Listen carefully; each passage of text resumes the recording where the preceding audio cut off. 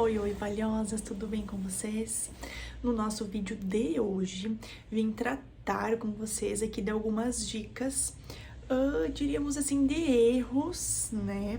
Ou de coisas que eu não gostei tanto e que já passaram por mim ao longo dessa minha carreira de extensão de cílios e que eu quero compartilhar com vocês para que facilite a vida de vocês, né? E que vocês não precisem cometer esses erros também. Muito prazer, eu sou Manu Sagin, terapeuta em saúde dos cílios. Minha maior missão aqui é trabalhar com extensão de cílios naturais e principalmente cuidar dos fios naturais. E segue mais pra gente ouvir o resto das dicas.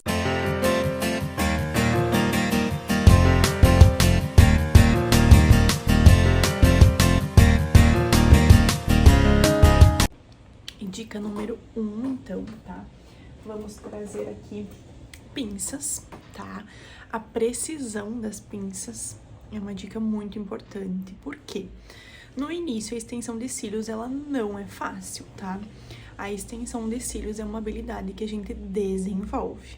Então, a precisão da pinça, para te ajudar a não se estressar tanto, se não der certo a acoplagem ali, é imprescindível, tá? Então, a pinça tem que ser bem precisa, tá? Aqui no meio ela tem que fechar toda, para que você tenha facilidade em retirar o fio do chicote.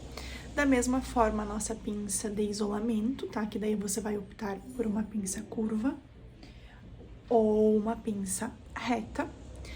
Tem que ser ambas bem precisas e a pontinha sendo mais fininha, ela nos ajuda muito na hora de fazer o isolamento ali, tá?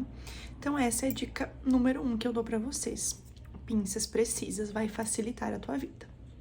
A dica número 2 é sobre removedores, tá? Ao longo, assim, da minha caminhada, na verdade, quando eu comecei, não tinha muita opção de removedor, tá? O único que eu conhecia era esse aqui, o Premium, que normalmente eu acabava usando por ele ser da mesma marca do adesivo que eu usava, tá? Como a gente não conhecia tanto, assim, no início também, então a gente ia pelas dicas dos cursos que fazia, né? Eu acabava sempre comprando o removedor da mesma marca do adesivo. Hoje eu já não acho isso tão importante, tá? Até porque esse removedor aqui, ele é em gel, tá? E o removedor em gel, deixa eu pôr um pouquinho aqui pra vocês verem, é o que mais escorre, tá? Na minha opinião, é o que mais escorre e o que tem mais facilidade de entrar dentro do olho.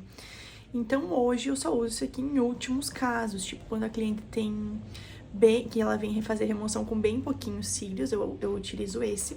E eu sempre dou preferência dela ficar com a cabeça um pouquinho elevada na minha maca para não ter nenhum risco de escorrer. Claro que a gente não vai usar o removedor em grande quantidade, tá? A gente vai usar de pouquinho em pouquinho. Mas mesmo assim, eu prefiro prevenir. Até porque o removedor, se ele entrar no olho, é muito ardido, né, gente? Ele é um produto químico que vai dissolver o adesivo que a gente usa. E o adesivo em si, ele já é forte. Então, vocês pensem o removedor, tá? E aí, quando veio surgindo outros novos produtos, eu troquei o removedor de gel, então, por removedor em creme, tá? Eu utilizo esse aqui da Excelente, eu gosto bastante dele e a textura dele é assim, ó. Tá vendo? Tá quase terminando. Um creminho. Ele não chega a escorrer, ele é um creme bem denso, tá? Eu gosto dele pra fazer remoção, mas tem toda aquela questão da higienização após a remoção. E esses aqui, em creme, se a gente não tira super bem o resíduo, ele acaba ficando aquele resíduo branquinho, esbranquiçado nos cílios, o que nos prejudica para fazer uma nova aplicação. Então, hoje, atualmente, o removedor que eu dificilmente vou trocar é esse aqui, tá? Também é da Excelente. Ele é o Olive Remover. Eu gosto muito dele. Ele é entre gel e creme, diríamos assim. Ele tem uma textura bem boa, tá? Ele é tipo um balme derretido, sabe? Ele é mais grossinho, ele não escorre tanto. Ele é transparente também. Transparentinho ele é. Até, na verdade, eu não Eu não agitei, ele tem que agitar antes, que daí vocês vão ver. Deixa eu agitar aqui pra mostrar pra vocês. Ele tem a textura que nem um balme, olha só. Ó, eu quero tirar bem pouquinho, eu também não quero gastar tanto, né, pra mostrar pra vocês verem. Ó, ele também não tem facilidade de escorrer, tá? Ele tem uma textura bem boa. E o que eu mais gosto dele, com certeza, é que ele não deixa aquele aspecto esbranquiçado nos fios naturais. Mas mesmo assim, é necessário a gente higienizar super bem, limpar super bem o resíduo antes de fazer a higienização com o shampoo e o enxágue, tá? Então essa é a minha dica número 2. A minha dica número 3, então, ela tem a ver com os fios que a gente escolhe, tá? Eu não sei qual vai ser a técnica que você vai trabalhar, ou se no curso que você fez você aprendeu mais de uma já, tá? Mas é muito importante que você escolha o fio certo para realizar a técnica certa, tá? Exemplo, o fio 0.07, tá? É um fio cilíndrico e a gente usa ele para trabalhar com volumes, porque o 0.07 vai ser um fio muito fininho para trabalhar uma técnica, por exemplo, de fio a fio clássico, tá? Então, espessuras 0.03, 0.05, 0.07, elas são para trabalhar volumes, tá? Volume russo, mega volume, e pra gente montar os fans, certo? E aí, nós temos, então, para trabalhar com o clássico, as espessuras 0.10, tá? Que é aquele fiozinho mais fininho. Normalmente a gente acaba utilizando ele para quem tem um fio natural mais fininho, tipo clientes mais maduras, ou então clientes que tiveram os cílios danificados de alguma forma por outro procedimento, clientes com fios fracos, tá? 0.10. Então a gente começa aí trabalhar a técnica clássica, o 0.15, que normalmente é o que a gente mais utiliza, tá? De fios cilíndricos, estou falando, tá? Para extensão de cílios clássica. E o 0.20, tá? Eu, aqui na minha região, nunca tive clientes que tivessem o fio natural com espessura suficiente. Olha, tá chovendo aqui, hoje tá passando gente aqui, ó. Não fechei minha cortina direito. Mas vamos lá. O 0.20, nunca atendi nenhuma cliente com fio natural de espessura suficiente para eu poder utilizar um 0.20 de fio cilíndrico, tá? Então, o 0.20, eu utilizo ele para extensão clássica somente em fio elipse, tá? Que é aquele formatinho de fio mais achatado, que ele é um fio mais leve, tá? Então, essa é a minha outra dica que eu dou para vocês. Sempre cuidem o fio certo para cada técnica, tá? Temos agora também, que é o que mais a gente trabalha, os fios tecnológicos, tá? Os fios tecnológicos, eles variam em duas espessuras, normalmente, 0.05 e 0.07, que são fios cilíndricos prensados, tá?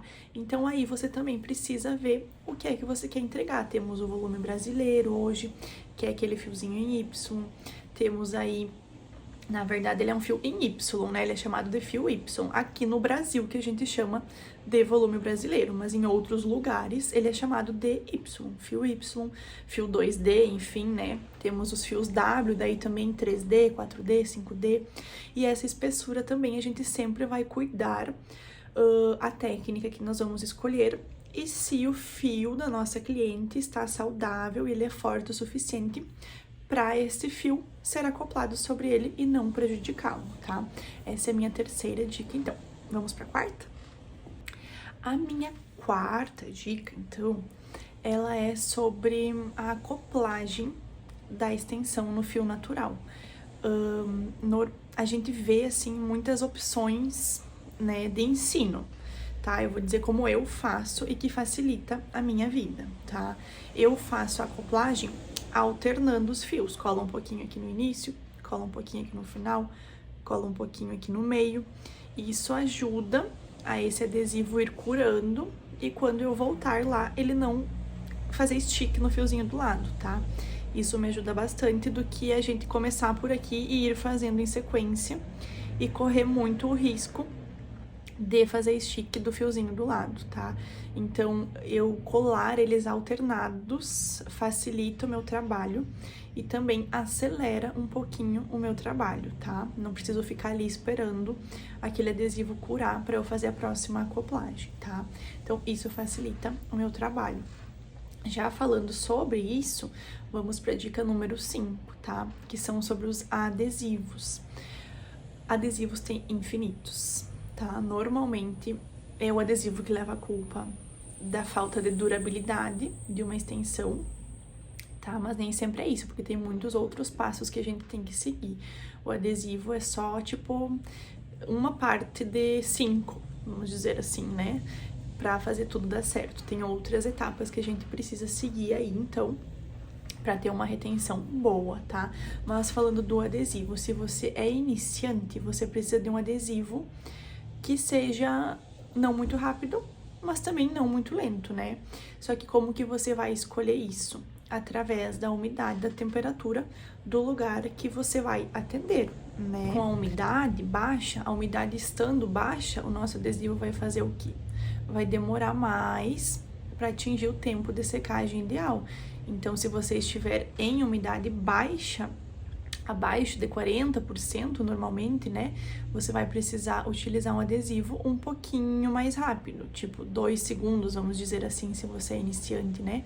Que daí esse adesivo tendo um start de 2 segundos, a umidade dele estando baixa, ele passa a secar mais lentamente, tipo assim, em 3 segundos ou em 4 segundos. Não significa que você não pode usar, mas você não respeitando ali entre os 40 e 65%, normalmente 40 e 80%, depende do adesivo que você comprar. Se você não estiver respeitando aquela porcentagem ali da umidade do ar, não significa que você não possa usar, mas você vai ter que adequar daí a tua forma de atendimento. Ou vai ter que trabalhar mais devagar, ou então a gente pode usar um acelerador de secagem ali no chicote, né? Pra você não ter duas colas, vamos dizer assim, né? E aí, se a sua temperatura, a sua umidade for mais elevada, se a sua umidade estiver passando aí de 70%, de 80%, aí esse adesivo de 2 segundos que você comprou, ele vai ter um tempo de start mais rápido. Então, ele não vai estar secando em 2 segundos, ele vai estar secando em 1 segundo, em 0,5.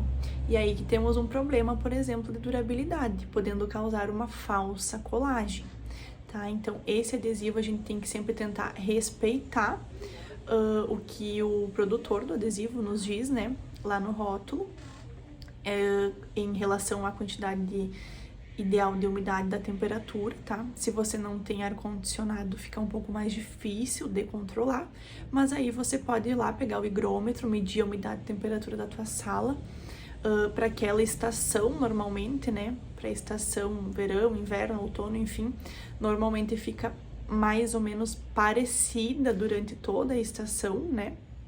E aí você vai cuidando isso, tá? Comprar o adesivo ideal para tua sala. Às vezes a minha sala é muito mais úmida do que a sua, entende? Então eu não posso te indicar um adesivo, você usa esse que vai dar certo. Vai dar certo se a tua sala estiver adequada à temperatura e à umidade que esse produtor de adesivo nos indica, tá?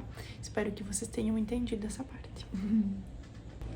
E a minha dica final, que talvez vocês estejam cansadas de escutar, que talvez seja a mais clichê, mas com certeza é a que mais faz dar certo, é treinar, gente.